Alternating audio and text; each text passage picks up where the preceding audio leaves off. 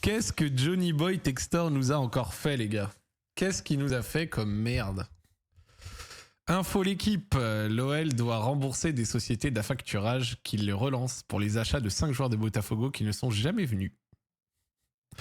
Ces transferts, pourtant non réalisés, avaient permis à Textor de lever 100 millions de cash. Enquête complète. Les gars, vous vous rendez compte que...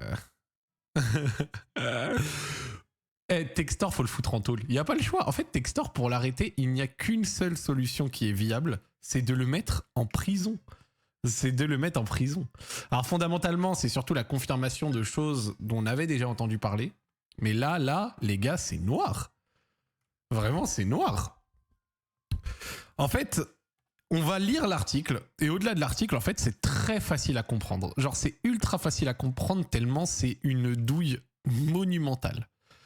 Société A, tenue par John Textor, a vendu à société B pour des sommes d'argent qui n'ont évidemment pas été distribuées, des actifs, donc à savoir les droits économiques des joueurs. Société B, elle est aussi détenue par le même patron de la société A. Et après, derrière, il est allé voir une société d'affacturage pour leur dire « Regardez, j'ai la preuve d'une vente à 40 millions, donnez-moi 38 tout de suite. » Et la société d'affacturage a donné 38. Et ensuite, elle va demander à l'OL les 40, du coup. Parce qu'en fait, évidemment, c'était à 40 millions. Donc, c'est n'importe quoi. Regardez ça. L'OL rattrapé par des transferts fantômes de Botafogo, la nouvelle affaire héritée de l'ère Textor, sale grosse merde. C'est quoi une société d'affacturage? Je vais t'expliquer. La société d'affacturage, c'est très facile à comprendre. En France et dans beaucoup de pays, il y a un délai de paiement quand tu émets une facture. Ça peut aller de 30 jours à 2 mois, 6 mois, bref. Et il y a plein de sociétés, pour leur comptabilité et pour leur trésorerie surtout, elles ont besoin des fois de recevoir l'argent plus vite. Donc en fait, imagine, on te doit 100 €. Tu vois, genre t'as fait une facture pour 100 €. Tu vas voir la société d'affacturage, elle va te donner 90 tout de suite. Donc tu as 90 tout de suite, tu as moins de 100 €, mais tu les as maintenant. Et elle récupère les 100 €. Mais elle attend. Mais dans le process, elle a récupéré plus que ce qu'elle t'a donné. Voilà comment ça se passe. Et c'est là le cœur du truc. L'OL rattrapé par les transferts fantômes de Botafogo, la nouvelle affaire héritée de l'ère Textor. L'OL doit rembourser des sociétés d'affacturage qui le relance ces derniers jours pour les achats de 5 joueurs de Botafogo qui ne sont jamais venus à Lyon sous la présidence de John Textor. Et regardez comment ce fils de chien a créé de l'argent à partir de rien. Vraiment, regardez, merci Ulrich pour le recevre, regardez comment il a créé des sous à partir de rien. C'est une sale merde. C'est un prêt, non, ça n'a rien à voir avec un prêt. Ça n'a rien à voir avec un prêt, les gars. Ce n'est pas un prêt. C'est ça qui est horrible. C'est une escroquerie. C'est une boucle de mail en apparence anodine, mais qui permet de tirer le fil d'une histoire qui a des conséquences assez lourdes pour l'OL. Sauvé en appel d'une relégation certaine cet été, le club est entré dans une période de gestion raisonnée et même d'austérité. Donc ça on le sait, mais il est encore secoué par certaines décisions de Textor lors de sa présidence et notamment concernant les transferts intra-Eagle entre Botafogo et Lyon. Donc vous comprenez pourquoi est-ce que depuis longtemps on déteste ce système, c'est vraiment de la merde à chier. Ces derniers jours, le service finance de l'OL a reçu plusieurs relances de la société MCCP Investment Partner concernant le paiement des créances pour le transfert d'Igor Jesus en novembre 2024. En novembre 2024, l'OL a acheté Igor Jesus, j'étais pas au courant. Les mails sont envoyés par Vikram Nayar, vice-président de cet organisme de crédit au marché, et adressés à plusieurs salariés de l'OL en copie. L'équipe a pu consulter les échanges. Il est question de rembourser une première échéance pour l'achat à 41,5 millions par l'OL de l'international brésilien qui n'a jamais mis un pied à Lyon. Combien ?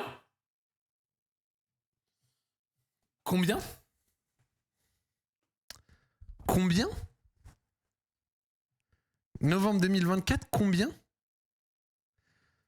Et vous voulez savoir la plus grande blague ? Juste vite fait, comme ça vous l'avez aussi au passage. Donc d'ailleurs, Igor Jesus, 12 matchs à Nottingham Forest, 0 but, 0 passe D, hein, ça se passe super bien au Brésil. Enfin au Brésil, en Angleterre, pardon. Vous voulez savoir le plus drôle ? Bon, il a marqué en Europa, c'est beau pour lui. Regardez le plus drôle. Hop. Il a du mal, le vieux père. Regardez le plus drôle. Le plus drôle, c'est pas ça. Regardez le plus marrant avec Igor Jesus. C'est quand même le fait que Igor Jesus... Hop, attends, on va le trouver normalement sur Transfermarkt si je vais dans... Transfert, voilà. Igor Jesus est arrivé à Botafogo de Shabab Al Ahly des Émirats Arabes Unis. Il est arrivé libre le 10 juillet 2024. Donc c'est-à-dire que Igor Jesus est arrivé libre depuis les Émirats Arabes Unis où il jouait à Botafogo. Il a joué 4 mois, où il a été plutôt bon, hein, mais il a joué 4 mois.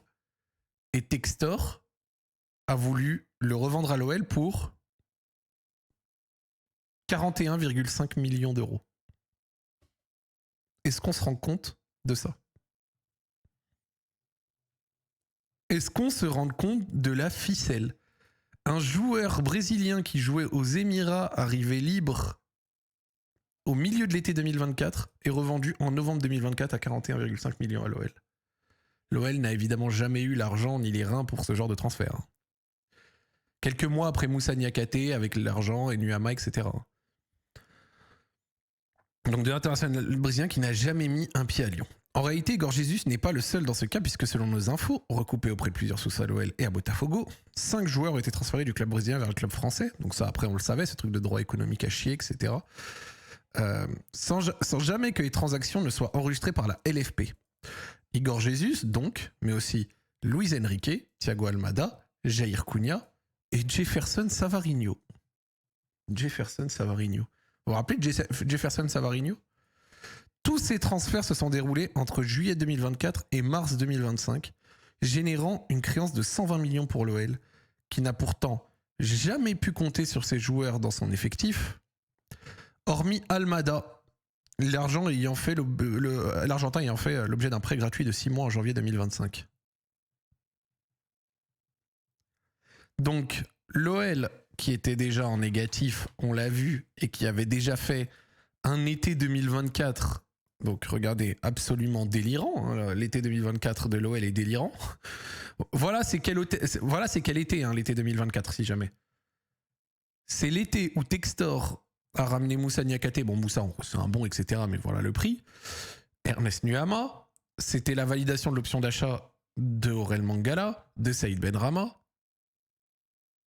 Donc, on a déjà, sur l'été 2024, dépensé une somme de dingue.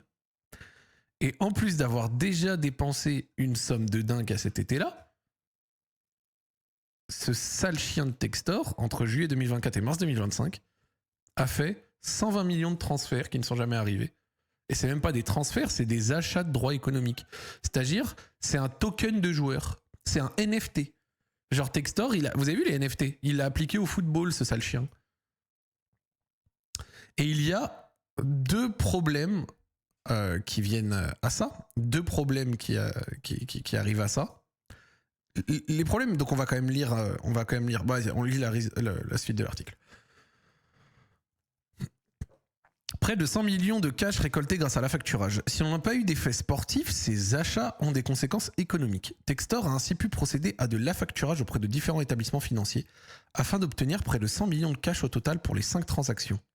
L'affacturage est une pratique courante dans le football. C'est une opération par laquelle un club cède une créance, donc une indemnité de transfert, des droits télé, une prime UEFA, à un organisme financier qui lui avance immédiatement la trésorerie contre une décote et des frais. L'organisme se rembourse ensuite directement auprès du débiteur. Dans le cas présent, le débiteur, c'est l'OL. Et c'est exactement l'objet des dernières relances de MCCP. Contacté, Vikram Nair n'a pas répondu à nos questions. Donc c'est-à-dire que Textor a fait dépenser 120 millions d'euros à l'OL pour des droits économiques sur le papier. L'OL n'a jamais sorti ses sous, hein, je suppose. Mais, enfin, en partie, parce que par exemple, dans le dernier bilan, il y avait mentionné Jefferson Savarino, mais bref. Donc, il a généré 120 millions de créances pour l'OL, donc de dette, entre guillemets, auprès de quelqu'un. Et il en a profité pour aller voir une société d'affacturage, et ces 120 millions ont donné 100 millions de cash. Et qu'est-ce qu'il a fait avec ces 100 millions de cash? Bah, pour l'instant, personne ne le sait. Du côté de Botafogo, ils se plaignent aussi du fait que leurs finances soient floues et que leur bilan n'arrive pas, et n'arrive pas à l'heure surtout. Et du côté de l'OL, ben, cet argent n'est pas rentré. Donc, c'est une dinguerie. Où sont ces 100 millions d'euros qu'il a récupérés? Qui doit combien, à quoi, à qui, à machin? Enfin, c'est comment? C'est n'importe quoi. Tous ces transferts correspondaient à des décisions sportives rationnelles, car il s'agissait des meilleurs joueurs de Botafogo. Pour certains d'entre eux, ils avaient accepté de rejoindre le club avec la perspective d'aller à l'OL, et ils avaient tous accepté pendant l'exercice écoulé de rejoindre Lyon selon leur entourage respectif, mais le club français interdit de recrutement n'a jamais pu les faire enregistrer. Et pourquoi est-ce qu'on était interdit de recrutement?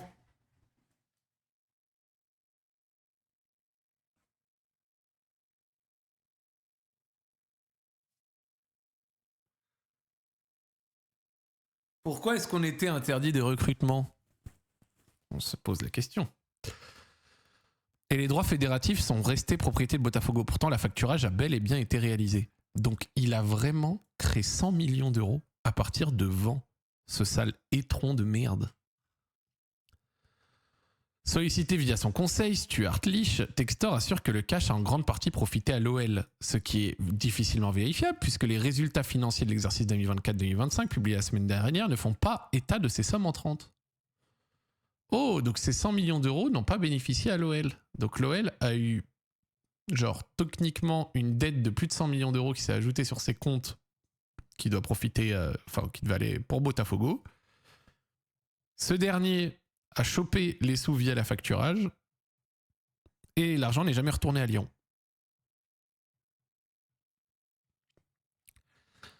Mais d'ailleurs, soit dit en passant, le cœur du truc, les gars, le cœur du truc, je vous le dis, c'est la phrase d'après, le cœur du truc. Pas plus qu'il ne mentionne les achats des droits économiques des joueurs de Botafogo. Les états financiers du groupe ont été publiés et reflètent l'intégralité des transactions effectuées au EFG, donc l'OL, et ses filiales au 30 juin 2025, nous a répondu officiellement l'OL, sans davantage de précision. Vous savez ce que ça veut dire? Ça veut dire que ça, c'est la guerre à Eagle. Ça veut dire que la nouvelle direction d'Eagle ne rentre pas ses achats, à part celui de Jefferson Savarino qui était inclus à 7,5 millions, je crois. Mais concrètement, ça veut dire que l'OL ne reconnaît pas ces dettes-là, ne reconnaît pas ces achats de droits économiques. L'OL dit non, on ne l'a pas fait. On ne l'a pas fait, ou en tout cas ça a été en gros contracté peut-être par Textor, mais nous on ne le reconnaît pas. Ce n'est pas reconnu présentement par l'Olympique Lyonnais. Et ils ont raison, soit dit en passant.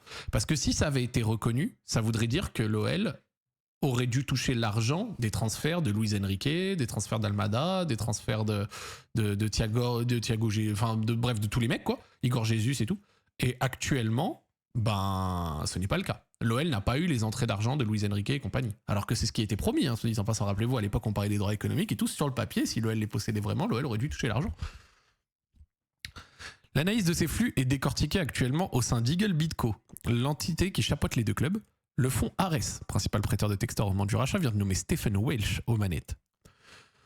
Merci Théo pour le receveur. Cet Australien de 52 ans, j'espère qu'il est solide, réside à Londres et il a entre ses mains la résolution du conflit entre les clubs. Donc là, il y a vraiment un conflit. Doté d'une grande expérience dans la restructuration de groupes réguliers, il est chargé de l'audit et de définir, pour faire simple, qui doit quoi et à qui. Et c'est vers lui que l'OL redirige, a priori, les sociétés d'affacturage contactées par email n'a pas donné suite.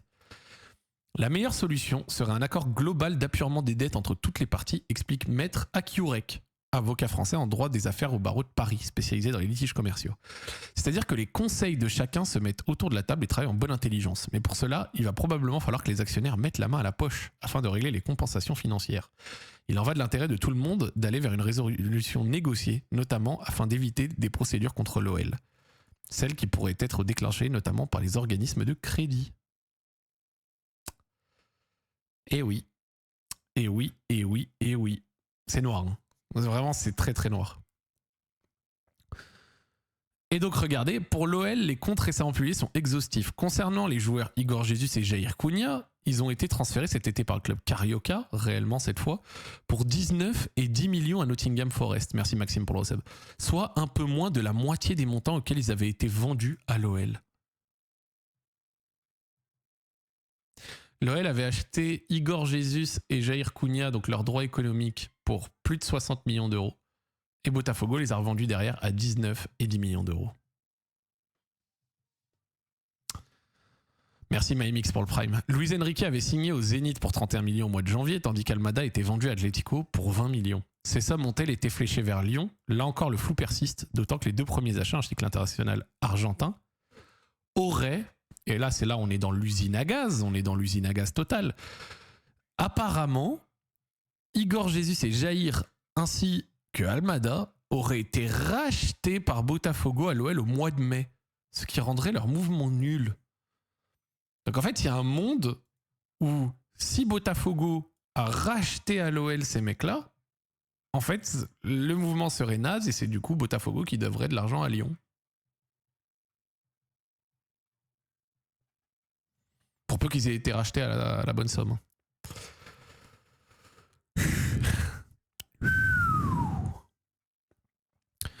Imaginez, on découvre qu'ils ont été rachetés à l'OL pour genre 5 € et qu'après Botafogo les a vendus à Nottingham. Botafogo a eu les 19 et les 10 millions et l'OL n'a plus qu'une dette de 40 millions et Botafogo ne doit rien.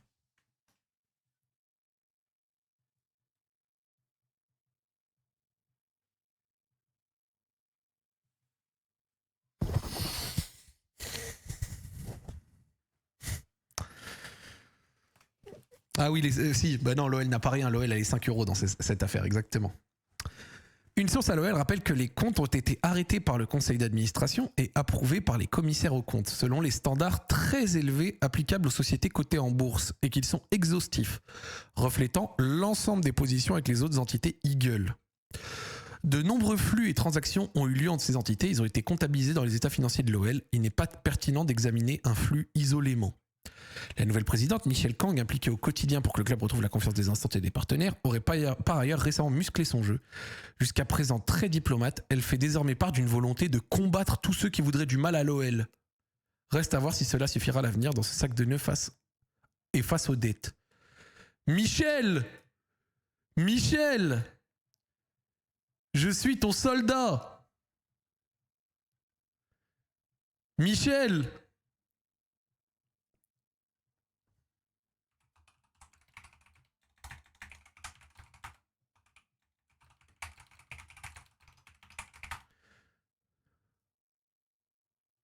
Michel, cousine, je suis ton soldat. Bref, John Textor est vraiment une sale merde. C'est genre vraiment une sale merde. Et donc du coup, en fait, c'est assez drôle ce qu'il a fait... Enfin, c'est assez drôle. C'est pas vraiment drôle, mais c'est du mal, quoi. Mais John Textor, qu'est-ce qu'il a fait? John Textor, qu'est-ce qu'il a fait? Cet étron humain. Merci à Valti pour le resub. John Textor, c'est assez simple. Alors, on va prendre et on va écrire Textor. Textor. Hop. OL.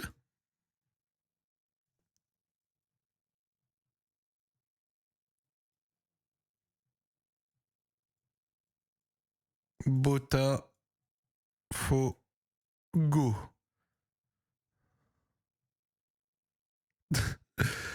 Alors, Textor, qu'est-ce qu'il a fait? Il a fait acheter dans le vent par l'OL 120 millions, 120 M, droits éco. Donc les droits économiques de 5 joueurs. Droits éco. Avec cet argent, qu'est-ce qu'il a fait? Ce même John Textor, il est allé voir la société d'affacturage. Hop. Il est allé voir société affacturage. Il est allé voir la société d'affacturage et lui a dit: cousine, regarde, j'ai 120 millions qui vont rentrer. Donc, rappelle qu'à la base, Textor a vendu à Textor, hein. Concrètement, Textor a vendu à Textor. Mais grosso modo, il allait voir la société d'affacturage, il lui a dit « Cousine, j'ai 120 millions qui va rentrer. » Et donc, qu'est-ce que la société d'affacturage lui a fait? Bah, pour ces 120 millions, la société d'affacturage, et je vais le dire comme ça, juste, qui est conne comme ses pieds, hein. La société d'affacturage est conne comme ses pieds. La société d'affacturage, elle ne fait pas de recherche sur Internet ou quoi? La société d'affacturage a accepté de donner 100 millions à John Textor. Donc la société d'affacturage, elle est débile, hein. La société d'affacturage, elle a donné 100 millions. Hop. 100 M. Donc, il allait voir, tu vois, la société d'affacturage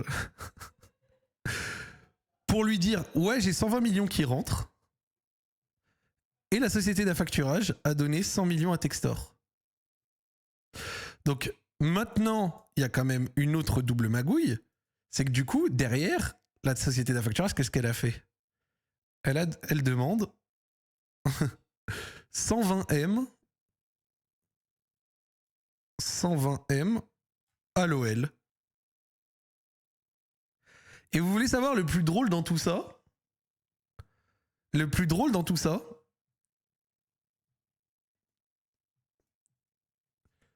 c'est que du coup, Botafogo a racheté les droits éco. Rachat. Hop, regardez. Rachat. Oh là j'ai abusé de la mauvaise orthographe. Hop.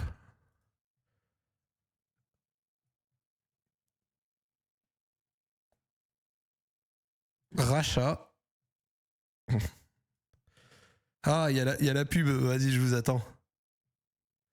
Dites à ceux qui ont la pub que je les attends. Droit. Hop.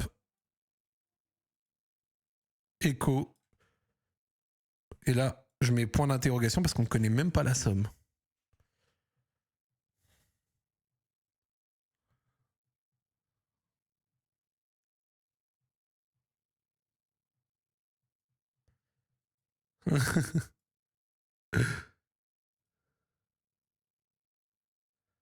C'est fort quand même.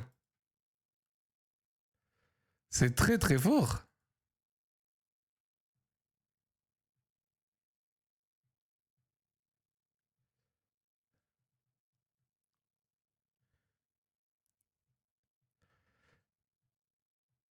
Et donc, ce qui est quand même drôle avec ce schéma, en fait, ce qui est trop drôle avec ce schéma, c'est qu'il y a des questions globales qui ne sont pas répondues. Concrètement, l'OL a reçu, donc techniquement, a acheté pour 120 millions. Merci, Elgast pour le sub. Techniquement, donc, attends, mais vraiment, c'est lunaire parce que quand tu fais le total, c'est que l'OL a quoi, 2 fois 120 millions qui doivent sortir? Et combien l'OL reçoit en retour? Oh mon Dieu. Mais si ça devait rentrer dans les comptes de Bota, pourquoi c'est pas eux qui doivent 100 millions? Parce que ce n'est pas dit que ça rentrait dans les comptes de Bota. C'est allé à John Textor. Après, John Textor, il a fait ce qu'il veut avec les sous. Il a fait ce qu'il veut avec les sous. Attends, on va faire un bilan. Il me reste 20 secondes pour les frères sous pub. Et là, on est dans de la blague ultime. Là, on est dans de la blague ultime.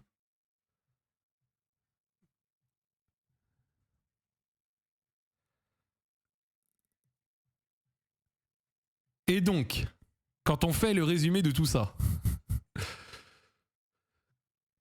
quand on fait le résumé de tout ça, donc là, c'est bon, c'est terminé les pubs, good. Vous n'avez rien raté, je n'ai pas donné d'explication supplémentaire, j'ai attendu que vous finissiez cette petite pause pub. Alors, du coup, on fait le résumé. John Textor, qui était à la tête de l'OL et à la tête de Botafogo, a fait en sorte que l'OL rachète pour 120 millions les droits économiques des 5 joueurs auprès de Botafogo. Donc techniquement, l'OL devait 120 millions à Botafogo. Vu qu'il avait besoin de cash tout de suite, il a pris cette créance de Botafogo, donc l'argent que Botafogo attendait, Et il s'est rendu à la société d'affacturage, qui en retour lui a donné 100 millions. Les 100 millions, ils ont peut-être transité par Botafogo avant de retourner à Textor, ou alors ils sont allés directement à Textor, peu importe, à la fin on s'en bat les couilles parce qu'on sait même pas où l'argent il est. Et à Botafogo ils ne le savent pas, à l'OL ils ne le savent pas, personne ne le sait. Derrière, en mai, qu'est-ce qui s'est passé? Botafogo a racheté les droits économiques d'une partie des joueurs juste avant l'été, juste avant le passage des DNCG notamment peut-être. Ça serait pas étonnant que la DNCG ait retoqué Textor en lui disant mais toi tes trucs de droits économiques, va niquer ta mère. Genre j'aimerais bien voir le premier dossier proposé par Textor à la DNCG à l'époque où on s'est fait reléguer. Vous savez, le tout premier dossier, la toute première bouse, la toute première merde qu'il a donnée. Vous voyez ce que je veux dire? La toute première, le premier gros caca qu'il a donné, tu vois. Et après, derrière, Botafogo, qu'est-ce qu'ils ont fait? Ils ont pris les joueurs, revente des joueurs.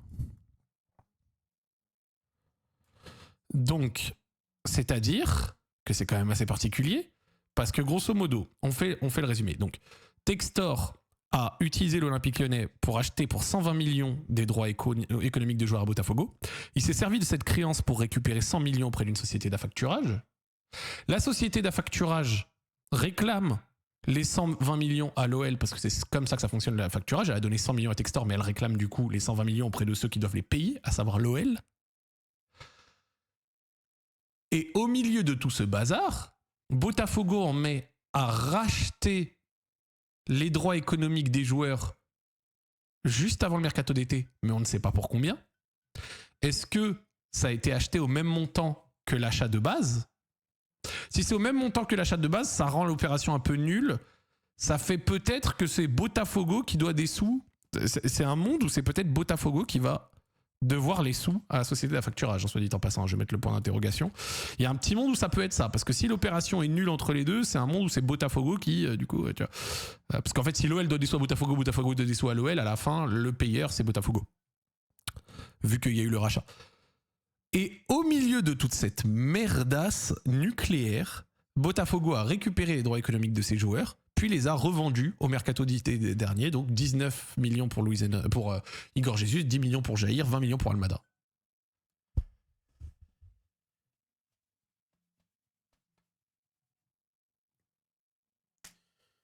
Et donc... Et donc, c'est particulier, hein.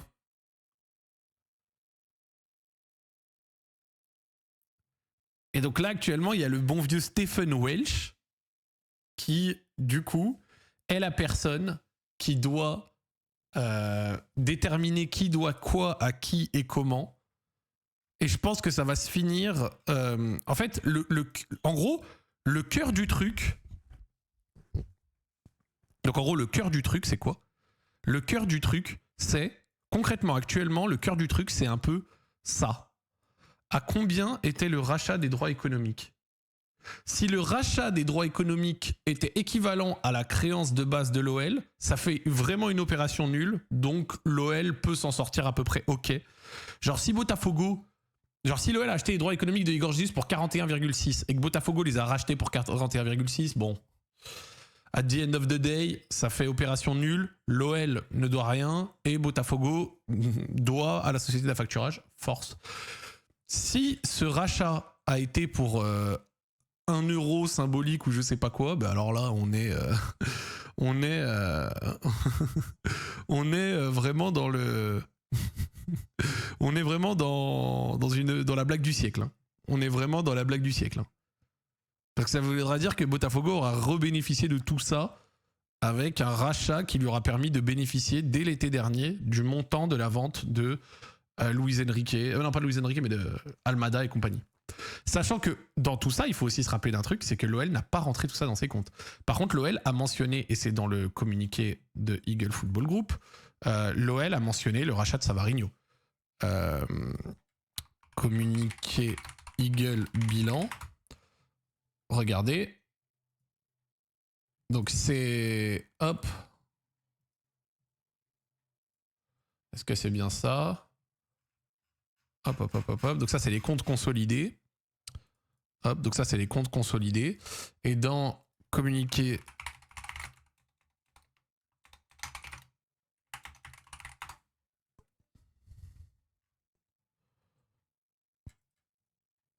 Ah, donc dans cet article-là, hop, normalement, il y a aussi peut-être le communiqué. Attendez, j'essaie de le retrouver. Parce qu'en fait, il le mentionne et je trouve ça intéressant. Désolé, dans la conv ALZ, des fois, on parle trop. Hop. Je suis obligé de remonter un peu.